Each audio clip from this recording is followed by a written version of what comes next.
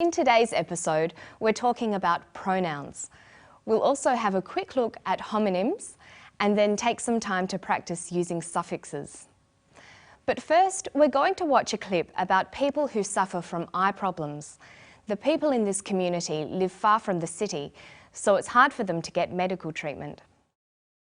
They have no access to specialists at all, and they cannot travel because they are poor, and most of them have cataract and they are blind because of cataract, which is preventable.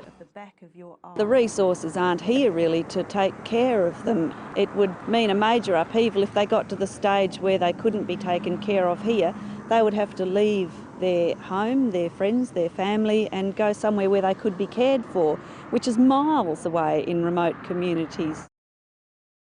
The professor is talking about the access of residents in the Mora community to eye specialists. He talks about the residents by using the pronoun they. Pronouns are words that can take the place of nouns. They're words like I, you, they, who, or what. We can use pronouns in a number of different ways, and they take several different forms. They can act as subjects, objects, or possessives. If we look at they, the subject form is they, the object form is them, the possessive form is their. Listen to the professor talk about the residents. They have no access to specialists at all, and they cannot travel because they are poor, and most of them have cataract and they are blind because of cataract, which is preventable. Here, they is used as the subject of the sentence. Did you notice that the subject and verb agree in number? They're both plural. The professor always says they have or they are. Let's listen to the clip once more. Most of them have cataract and they are blind. The resources aren't here really to take care of them. Both the speakers use the pronoun them after the preposition of. Most of them take care of them. Let's see how we can use them with other prepositions. We can say of them, to them, by them, for them, in them, on them, with them, or at them. Now listen for the possessive form of they, their. They would have to leave their home, their friends, their family, and go somewhere where they could be cared for, which is miles away in remote communities. Here, their functions as a possessive adjective. It describes ownership. Their is used to talk about things that belong to the eye patients. The patient's homes, their homes. The patient's friends, their friends. The patient's families, their families. So there are three forms pronouns take. The subject form, like they, the object form, them, and the possessive form, their.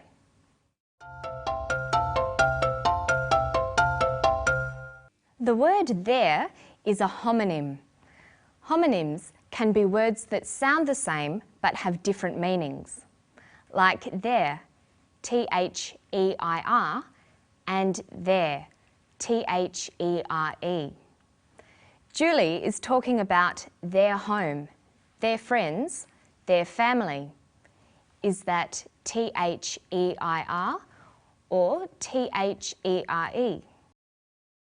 We know from the context that she is talking about ownership, who the friends, home and family belong to. So we know which spelling of their she is using, T-H-E-I-R. Their friends, their home, their family. Another example of a set of homonyms is H-E-R-E and H-E-A-R. They're both pronounced the same, here. Listen for here. The resources aren't really here to take care of them. She says the resources aren't really here. The context tells us that when Julie says here, she means in their immediate location. She is using HERE. The resources aren't really here. There are two different types of homonyms. The ones we've looked at so far are called homophones because they sound the same even though they are spelt differently. Some other examples of homophones are sight and sight, sail and sail, fair and fair, and through and through. So homophones are words that are spelt differently but sound the same.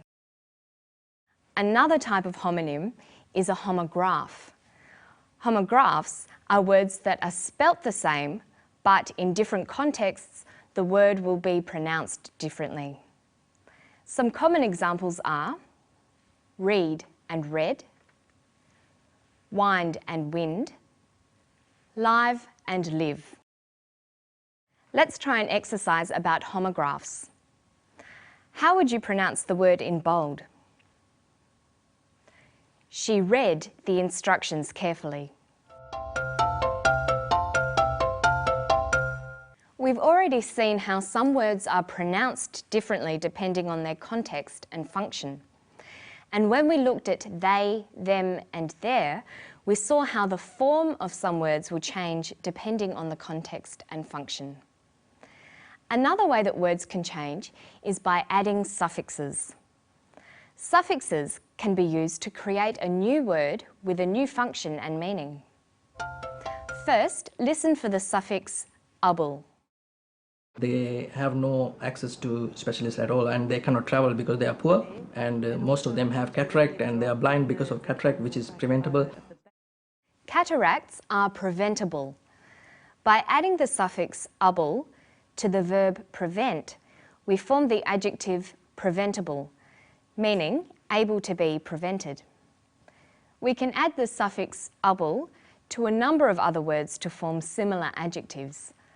For example, read becomes readable, count becomes countable, and recognise becomes recognisable.